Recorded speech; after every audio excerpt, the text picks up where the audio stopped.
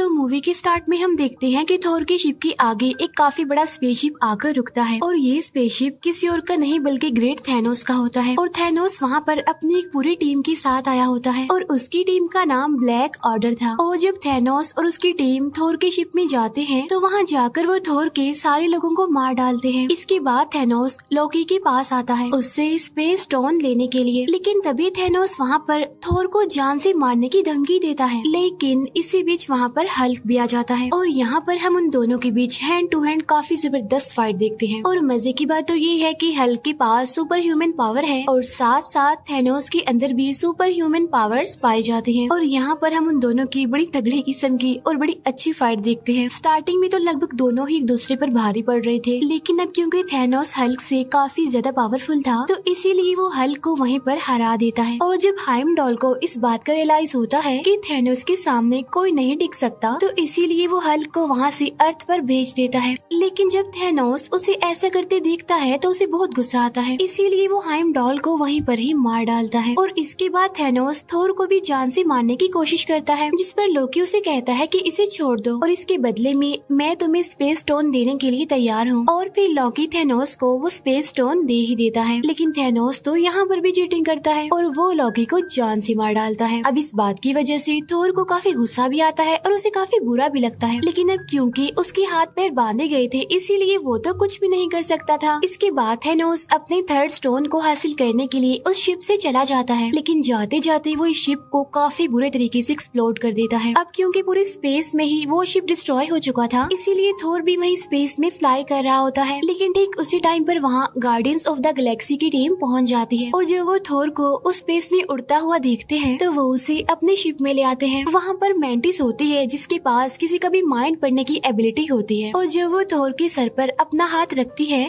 तो उससे पता चलता है कि ये काफी दुखी है, काफी पेन में है क्योंकि इसने बहुत सारे लोगों को खो दिया है। इसलिए इतनी ही देर में थोर की भी आंख खुल जाती है और यहाँ पर वो गार्डियंस ऑफ द गैलेक्सी को रिवील करता है कि थैनोस आ चुका है और अब वो इन्फिनिटी स्टोन्स के पीछे पड़ा हुआ है, जिसकी मदद से वो इस पूरी दुनिया को आधा आधा बांट सकता है। यहाँ पर थोर पीटर क्विल को अपनी हेल्प करने के लिए कहता है और वो कहता है कि अगर थैनोस के हाथों में सारे स्टोन्स लग गए तो वो पूरी ही दुनिया को डिस्ट्रॉय कर देगा, सब कुछ खत्म कर देगा। तो इसीलिए वो यहाँ पर अपनी दो टीम्स बना लेते हैं। एक टीम में तो थोर, रॉकेट और ग्रूट होते हैं, मीनवाइल दूसरी टीम में पीटर क्विल, गमोरा, नेब्यूला और ड्रैग्स हो जाते हैं। अब यहाँ पर थोर पीटर क्विल को कहता है कि जब तक मेरे पास मेरा हथियार यानी मेरा हैमर नहीं होगा तब तक मैं थैनोस का कुछ नहीं बिगाड़ सकता। तो इसीलिए उसे अपना हैमर लेने के लिए निडाविलियर जाना पड़ता है। दूसरी तरफ पीटर क्विल, गमोरा और नेब्यूला नोवेयर में पहुँच जाते हैं और ये वो जगह थी जहाँ पर दी कलेक्टर रहता था, क्योंकि कलेक्टर के पास ही थर्ड स्टोन यानी दी रियलिटी स्टोन था। इसके बाद हम देखते हैं कि हल्क को हाइमडॉल ने अर्थ पर भेज दिया था और जब वो अर्थ पर आता है तो वो न्यूयॉर्क सेंटर में आकर गिरता है, उस जगह पर जहाँ पर डॉक्टर स्ट्रेंज और वोंग थे। और जब हल्क उन दोनों को देखता है तो बताता है कि थैनोस आ गया है और अब हमें कोई नहीं बचा सकता। तब उसे इतना घबराया हुआ देखकर डॉक्टर स्ट्रेंज भी घबरा जाते हैं। इसके बाद डॉक्टर स्ट्रेंज ब्रूस बैनर यानी हल्क के साथ टोनी स्टार्क यानी आयरन मैन से हेल्प मांगने जाता है। वहाँ पहुंचकर ये दोनों टोनी स्टार्क को बताते हैं कि थैनोस आ गया है और वो इन्फिनिटी स्टोन्स के पीछे पड़ गया है, जिसकी वजह से पूरे यूनिवर्स और अर्थ को खतरा है और अगर उसने ये सारे स्टोन्स हासिल कर लिए तो हमारा ये अर्थ खतरे में पड़ सकता है। अब यहाँ पर मैं आपको इन स्टोन्स के बारे में थोड़ी सी डिटेल्स बता देती हूँ। पहले नंबर पर आता है पावर स्टोन। इसके अंदर ये पावर होती है कि ये किसी भी इंसान की पावर को कम भी कर सकता है और ज्यादा भी कर सकता है। सेकंड नंबर पर आता है स्पेस स्टोन। इसके अंदर ये पावर होती है कि ये किसी भी चीज को एक जगह से दूसरी जगह ट्रांसफर कर सकता है इजीली, जैसा कि स्पेस में ऐसा होता रहता है। थर्ड नंबर पर है दी रियलिटी स्टोन। अब इस स्टोन के अंदर ये पावर होती है कि किसी भी रियलिटी को बदल सकता है। इट्स मीन आप क्लाइमेट को अपनी मर्जी के मुताबिक चेंज कर सकते हैं।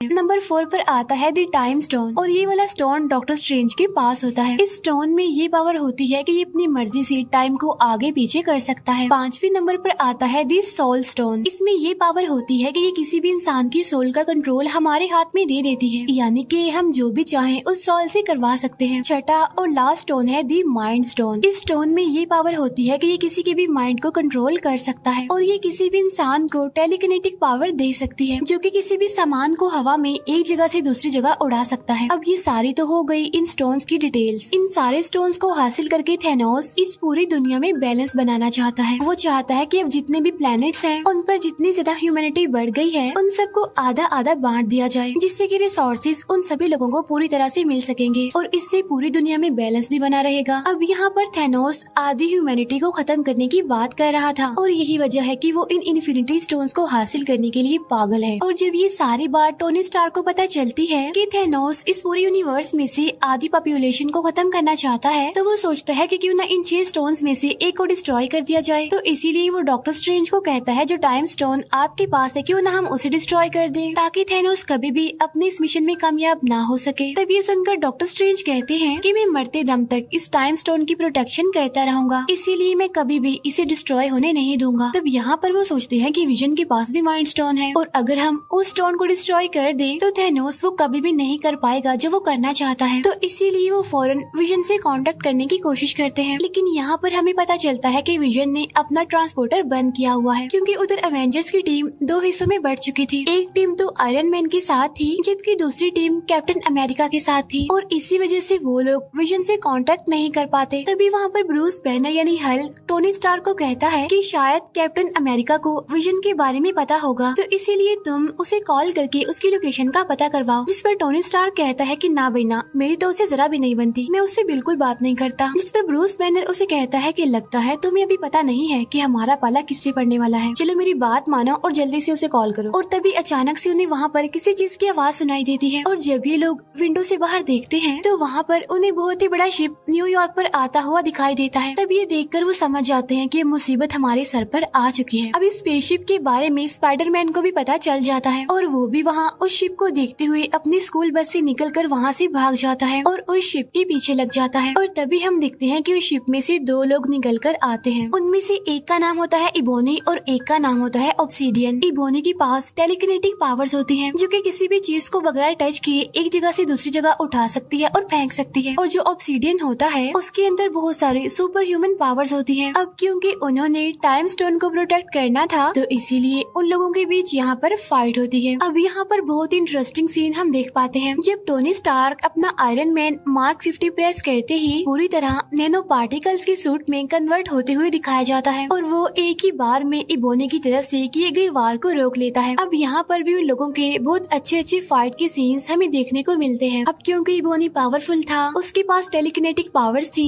इसीलिए वो अपने काम को करने में कामयाब होता रहता है। इसके बाद वो टाइम स्टोन निकालने के लिए डॉक्टर स्ट्रेंज के पास पहुँच जाता है। अब क्योंकि टाइम स्टोन को डॉक्टर स्ट्रेंज के अलावा और कोई भी नहीं निकाल सकता था उनमें से, तो इसीलिए वो डॉक्टर स्ट्रेंज को अपने साथ अपनी स्पेसशिप में ले जाता है वहाँ से। लेकिन वो ये नहीं जानता था कि उसके शिप में टोनी स्टार्क और स्पाइडरमैन भी एंटर हो गए हैं। इसके बाद हमें विजन दिखाया जाता है। अब क्योंकि थैनोस की टीम यानी ब्लैक ऑर्डर के पास उन सभी इन्फिनिटी स्टोन्स की एनर्जी के फ्लो को रेड करने की पावर होती है, तो इसीलिए पहले तो वो डॉक्टर स्ट्रेंज के पास जाते हैं टाइम स्टोन लेने के लिए और साथ ही विजन के पास ही माइंड स्टोन निकालने के लिए प्रॉक्सिमा मिडनाइट और कॉर्वस ब्लेड जाते हैं। अब यहाँ पर हमें दिखाया जाता है कि मैक्सिमा मिडनाइट और कॉर्वस ब्लेड उन दोनों यानी विजन और वांडा से काफी ज्यादा पावरफुल होते हैं। अब यहाँ पर कॉर्वस ब्लेड के पास एक ऐसा ब्लेड होता है जो किसी भी इंसान की बॉडी में घुस सकता है और उसे काफी इंजर्ड कर सकता है, तो उसी ब्लेड का इस्तेमाल करते हुए वो विजन को इंजर्ड कर देता है, जिसकी वजह से वांडा इस फाइट में अब अकेली रह जाती है।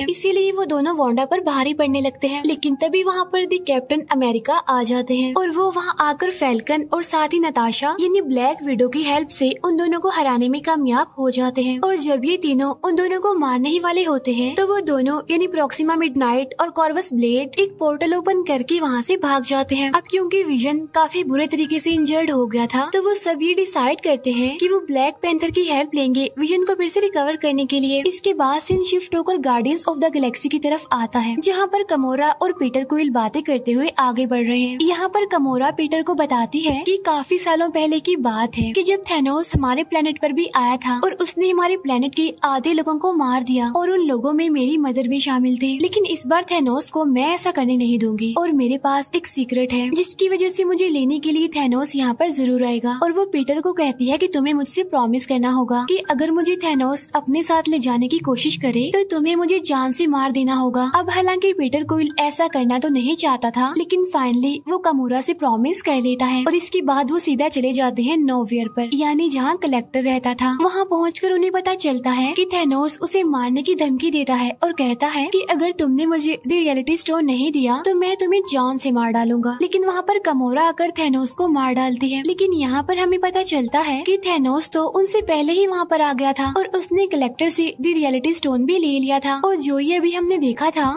वो असल में थैनोस ने एक एक्स्ट्रा एंटिटी क्रिएट की थी सिर्फ कामोरा को अपने ट्रैप में फंसाने के लिए। जब पीटर क्विल को ये बात पता चलती है कि थैनोस कामोरा को अपने साथ ले जाने वाला है तो वो कामोरा को अपनी गन से शूट करने की कोशिश करता है, लेकिन थैनोस उसकी गन में से बुलेट्स की बजाय बबल्स बना देता है। इसके बाद वो कामोरा को वहाँ से लेकर निकल जाता है। इसके बाद हमें उसी बड़ी सी स्पेसशिप का सीन दिखाया जाता है, यानी जो न्यूयॉर्क में आई थी, जहाँ पर इबोनी डॉक्टर स्ट्रेंज के साथ होता है। लेकिन अब क्योंकि उस स्पेसशिप में हमारे आयरन मैन और स्पाइडरमैन भी होते हैं तो इसीलिए वो कुछ मुश्किलात का सामना करने के बाद डॉक्टर स्ट्रेंज को बचा ही लेते हैं। साथ साथ वो इबोनी को स्पेस में मरने के लिए छोड़ देते हैं। अब यहाँ पर उन लोगों के बीच डिस्कशन होने लगती है। अब यहाँ पर टोनी स्टार्क डॉक्टर स्ट्रेंज को कहते हैं कि मैं थैनोस को इस टाइम स्टोन के लिए अर्थ पर लाकर बहुत सारे लोगों को मरने नहीं दे सकता, और अगर वो ये टाइम स्टोन लेना चाहता है तो उससे लड़ने के लिए हमें उसे कहीं और बुलाना पड़ेगा। अब क्योंकि थैनोस टाइटन प्लेनेट से आया था तो इसीलिए वो लोग टाइटन प्लेनेट पर जाकर थैनोस से लड़ने का डिसाइड करते हैं। इसके बाद हमें थैनोस और कामोरा दिखाए जाते हैं जो कि दोनों वॉरमिर में होते हैं, जहाँ पर उनकी मुलाकात होती है रेड स्कल से। यहाँ पर हमें रेड स्कल सोल स्टोन का गेट कीपर दिखाया गया है। यहाँ पर थैनोस रेड स्कल से पूछता है कि सोल स्टोन को कैसे हासिल किया जाता है। तब रेड स्कल थैनोस को बताता है कि सोल स्टोन सारे स्टोन्स में से सबसे ज्यादा पावरफुल है, लेकिन इस स्टोन को हासिल करने के लिए हमें किसी को सेक्रीफाइस करना पड़ता है। क्योंकि वो एक सोल स्टोन है इसीलिए सोल के बदले सोल, यानी सोल स्टोन को हासिल करने के लिए एक जान की कुर्बानी। और यहाँ पर थैनोस अपनी बेटी कामोरा को सेक्रीफाइस कर देता है और यहाँ पर अब उसके पास चौथा स्टोन यानी सोल स्टोन भी आ जाता है। इसके बाद हमें थोर, ग्रूट और रॉकेट दिखाए जाते हैं जो कि एक ऐसे एरिया में पहुँचते हैं जहाँ पर छोटे लोग यानी बोने रहते हैं, क्योंकि बोने ही तो सबसे अच्छे वेपन्स बना सकते हैं। यहाँ पर हम ये जान पाते हैं कि जब उन बोनों ने थोर का वेपन यानी हथौड़ा बनाया था तो थैनोस ने उस जगह की सारी भट्टियों को भी डिस्ट्रॉय कर दिया था और साथ साथ उन सभी बोनों में से सिर्फ एक को ही वहीं पर जिंदा छोड़ दिया था। और जब थोर को ये बात पता चलती है तो वो उनमें से एक बोने को उसकी हेल्प करने के लिए कहता है, जिस पर वो बोना कहता है कि सॉरी मैं तुम्हारी हेल्प नहीं कर सकता, क्योंकि अगर मैंने ऐसा किया और थैनोस को पता चल गया तो वो मुझे और इस पूरे प्लेनेट को डिस्ट्रॉय कर देगा। लेकिन जब थोर उसे ये कहता है कि अगर मुझे मेरा हैमर मिल गया तो मैं थैनोस को जरूर हरा दूंगा,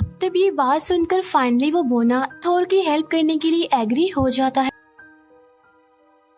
इसीलिए अब वो एक नए वेपन को बनाने के लिए तैयारी करने लगते हैं। लेकिन यहाँ पर उन्हें पता चलता है कि हैमर बनाने के लिए जो मेटल उनको चाहिए, उस मेटल को पिघलाने के लिए जिस एनर्जी की जरूरत है वो सिर्फ सूरज से मिलेगी। लेकिन सूरज की पावर इतनी ज्यादा तेज है कि अगर उसे डायरेक्ट उस मेटल पर लगाया जाए तो वो पूरा का पूरा मेटल ही डिस्ट्रॉय हो जाएगा, और इसीलिए बीच में एक फिल्टर लगाना बहुत ही जरूरी है। लेकिन जब वो उस फिल्टर को यूज कर रहे होते हैं तो वो एकदम से बीच में से टूट जाता है। लेकिन यहाँ पर थोर उस बोने को कहता है कि अब इसके बीच का फिल्टर मैं बनूंगा और तुम बस अपना काम जारी रखो। और ये काफी अच्छा सीन होता है कि जब थोर उस एनर्जी सोर्स के बीच एज अ फिल्टर खड़ा हुआ था सिर्फ और सिर्फ अपने उस वेपन यानी हथौड़े को हासिल करने के लिए, और फाइनली वो अपने उस वेपन को हासिल कर ही लेता है। लेकिन जब वो वेपन तैयार होता है तो पता चलता है कि उसमें लगाने के लिए हैंडल तो है ही नहीं। लेकिन तभी वहाँ ग्रूट आता है और वो अपना एक हाथ हैमर के अंदर फिट कर देता है और तब जाकर फाइनली एक जबरदस्त हथियार तैयार हो जाता है। और ये वाला वेपन थोर के पिछले वेपन से काफी ज्यादा पावरफुल और अपडेटेड था। इसके बाद सीन शिफ्ट होकर टोनी स्टार्क, स्पाइडरमैन और डॉक्टर स्ट्रेंज पर जाता है, जो कि तीनों अब टाइटन प्लेनेट पर आ चुके हैं। अब क्योंकि यहाँ पर नेब्यूला ने मैंटिस को मैसेज किया होता है कि हमें टाइटन प्लेनेट पर तुम्हारी जरूरत है, तो इसीलिए पीटर क्विल, मैंटिस और ड्रैग्स वहाँ पर पहुँच जाते हैं। अब यहाँ पर हमें पता चलता है कि डॉक्टर स्ट्रेंज थैनोस के आने से पहले फ्यूचर को देखने लगता है और वो देखता है कि कितनी पॉसिबिलिटीज हैं कि हम थैनोस से जीत सकते हैं, जिनमें वो देखता है कि सिर्फ एक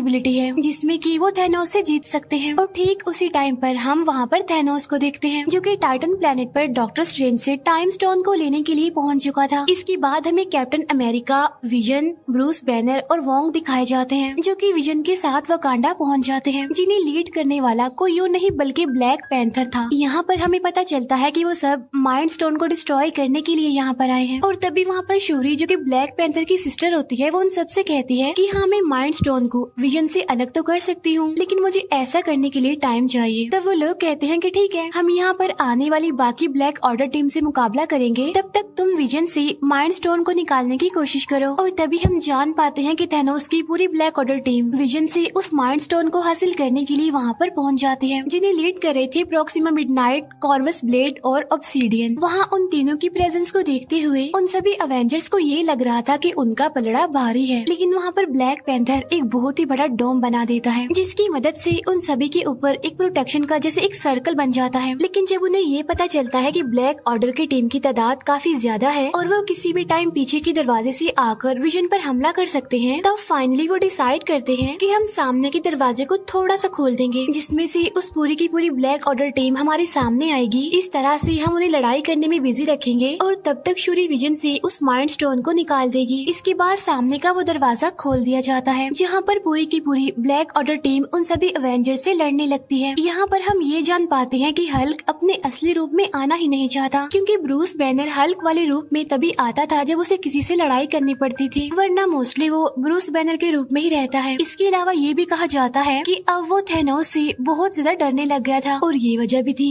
जिसकी वजह से वो हल्क नहीं बन रहा था। एनीवे, वो ऐसे ही इस लड़ाई में शामिल हो जाता है और यहाँ पर हमें इस मूवी की सबसे बड़ी फाइट दिखाई जाती है जो कि अवेंजर्स और ब्लैक ऑर्डर के बीच चल रही थी। और ये पूरी की पूरी फाइट सच में बहुत कमाल है। और फाइनली ब्लैक ऑर्डर टीम के तीनों कमांडर यानी प्रॉक्सिमा मिडनाइट, कॉर्वस ब्लेड और ऑब्सीडियन जो कि इस टीम को लीड कर रहे थे, वो यहाँ पर मारे जाते हैं। साथ साथ अवेंजर्स विजन को भी इस लड़ाई में शामिल कर लेते हैं। और तभी यहाँ पर हमारे एक और हीरो थॉर की भी एंट्री हो जाती है। जैसे उसकी एंट्री होती है वो जोर से चिल्लाता है, कहाँ है थैनोस। तब उसकी आवाज सुनकर ब्लैक ऑर्डर की सारी टीम काफी डर जाती है। यहाँ पर थोर भी उन सबको मारते हुए आगे बढ़ जाता है। इसके बाद हम थैनोस को देखते हैं जो कि गार्डियंस ऑफ द गैलेक्सी की team Tony Stark, doctor Strange और स्पाइडरमैन के साथ लड़ रहा होता है। अब हालांकि वो लोग थैनोस को काबू करने और उसके हाथ से गोल्ड आर्मर निकालने की काफी कोशिश करते हैं, लेकिन थैनोस तो इतना ज्यादा पावरफुल होता है कि वो सभी को मारना शुरू कर देता है। किसी को भी वो अपने आगे टिकने नहीं दे रहा था। लेकिन इस फाइट के बीच एक टाइम ऐसा भी आता है जब वो पूरी टीम थैनोस को पकड़ ही लेती है और स्पाइडरमैन उसके हाथ से वो गोल्ड आर्मर निकालने की कोशिश करता है। लेकिन यहाँ पर पीटर क्वाइल एक काफी बड़ी गलती कर देता है। वो थैनोस के पास आकर उसे पूछता है कि तुमने गमोरा का क्या किया, और वो थैनोस के मुंह पर अपनी गन और पंच से मारना शुरू कर देता है, जिसकी वजह से थैनोस फिर से होश में आ जाता है और वो फिर से अपना गोल्ड आर्मर पहनकर उन सबको मारने लगता है, उन पर भारी पड़ने लगता है। अब यहाँ पर हम एक और बड़ी जबरदस्त फाइट देखते हैं जहाँ पर हमारे टोनी स्टार्क यानी आयरन मैन थैनोस से लड़ रहे होते हैं। अब आयरन मैन का ये सूट काफी पावरफुल था, इसीलिए उनके बीच एक जबरदस्त टेक्निकल फाइट चलने लगती है। अब हालांकि यहाँ पर थैनोस की बॉडी से खून का सिर्फ एक ड्रॉप निकलता है, लेकिन इस वजह से उसे इतना ज्यादा गुस्सा आ जाता है कि वो टोनी स्टार्क को उसी के ब्लेड से काफी इंजर्ड कर देता है और उसे जान से मारने लगता है। लेकिन तब डॉक्टर स्ट्रेंज थैनोस को कहता है कि तुम इसे मत मारो, तुम इसे छोड़ दो, और अगर तुम इसे छोड़ दोगे तो मैं टाइम स्टोन तुम्हें दे दूंगा। अब हालांकि यहाँ पर टोनी स्टार्क डॉक्टर स्ट्रेंज को ऐसा करने से मना करता है, लेकिन यहाँ पर टोनी स्टार्क यानी आयरन मैन की जान बचाने के लिए डॉक्टर स्ट्रेंज को ये सैक्रिफाइस करना ही पड़ता है और अपना टाइम स्टोन थैनोस को दे देता है। और जैसे ही थैनोस को उसका 5वां स्टोन मिलता है तो वो खुशी से दहाड़ने लगता है। इसके बाद वो स्पेस स्टोन को यूज करते हुए वहाँ से निकल जाता है और सीधा वहाँ से पहुँचता है अर्थ पर यानी वकांडा में, जहाँ पर पहले ही ब्लैक ऑर्डर और एवेंजर्स के बीच फाइट चल रही थी। उधर विजन और वांडा के बीच डिस्कशन चल रही होती है। यहाँ पर विजन वांडा को कहता है कि अगर थैनोस यहाँ पर आकर मुझे जान से मारकर माइंड स्टोन लेगा तब भी मैं मर जाऊंगा, और अगर तुम ये स्टोन निकाल दोगी तब भी मैं मर जाऊंगा, तो क्यों ना तुम ही स्टोन को निकाल कर मुझे आजादी दो। इसके बाद इस माइंड स्टोन को डिस्ट्रॉय कर दो, जिससे होगा ये कि थैनोस जो करना चाह रहा है वो उसमें नाकामयाब हो जाएगा। अब यहाँ पर वांडा ना चाहते हुए भी विजन के सर से वो माइंड स्टोन निकालने की कोशिश करती है और फाइनली वो उस माइंड स्टोन को निकालने में कामयाब भी हो जाती है। लेकिन जैसे ही वो उसे डिस्ट्रॉय करने लगती है तो वहाँ पर थैनोस आ जाता है, जो यहाँ पर आकर टाइम को रिवर्स करता है, यानी टाइम को पीछे कर देता है। यानी उस टाइम में जब वो माइंड स्टोन विजन के सर पर लगा हुआ था और वो विजन के सर से माइंड स्टोन ले लेता है और उसे अपने गोल्ड आर्मर में पहन लेता है। अब यहाँ पर थैनोस वो सारे स्टोन्स ले चुका था, लेकिन तभी वहाँ पर थोर आ जाता है और वो अपने हैमर को थैनोस पर दे मारता है। लेकिन यहाँ पर थैनोस थोर से कहता है कि थोर, तुमने गलती कर दी, तुम्हें इस हैमर को मेरे सर पर मारना चाहिए था। और तभी यहाँ पर थैनोस चुटकी बजाता है, जिससे पूरा यूनिवर्स, पूरा अर्थ दो हिस्सों में बढ़ जाता है। इसके बाद सीन शिफ्ट होकर सोल वर्ल्ड में आता है, जहाँ पर थैनोस खुद को बिल्कुल अकेला पाता है और उसके सामने एक छोटी गमोरा होती है, यानी जब वो छोटी थी। और यहाँ पर वो अपने फादर थैनोस से पूछती है कि डैडी डू इट, जिस पर थैनोस कहता है कि यस। फिर छोटी गमोरा पूछती है कि आपने क्या खोया, जिस पर थैनोस कहता है कि सब कुछ। इस फाइट में उसने इन्फिनिटी स्टोन्स को हासिल करने के लिए अपना सब कुछ खो दिया, क्योंकि वो गमोरा को बहुत प्यार करता था, लेकिन अनलकीली अब उसकी लाइफ में नहीं थी। इसके बाद थैनोस वापस से रियल वर्ल्ड में आ जाता है, जहाँ पर उसके सामने थोर और बाकी सारे एवेंजर्स होते हैं। लेकिन अब क्योंकि उसके पास सारे स्टोन्स थे, इसीलिए वो स्पेस स्टोन की मदद से खुद को टेलीपोर्ट करके कहीं और चला जाता है। लेकिन वहाँ पर बचता है तो सिर्फ राख, और पूरे यूनिवर्स में से, पूरे अर्थ में से आधी पॉपुलेशन कम होने लगती है। हर कोई वहाँ से राख बनकर गायब होता जा रहा था। इसके बाद हम थैनोस को देखते हैं, जो कि एक हट में था, जो कि काफी खुश था, क्योंकि फाइनली वो अपने मिशन में सक्सेसफुल हो गया था। उसने पूरी दुनिया की आधी पॉपुलेशन को खत्म कर दिया था। इसके बाद हम मारिया हिल और निक को देखते हैं, जो कि एक गाड़ी में बैठकर कहीं पर जा रहे थे, लेकिन तब वो भी वहाँ से गायब होना शुरू हो जाते हैं। और यहाँ पर निक अपनी पॉकेट से एक छोटी सी डिवाइस निकालता है और वो किसी को मैसेज करता है, और जब उसके गायब होने के बाद हमें वो डिवाइस दिखाई जाती है, जिससे हमें पता चलता है कि उसने वो मैसेज कैप्टन मार्वल को भेजा है। और इसी के साथ ये मूवी यहीं पर एंड हो जाती है।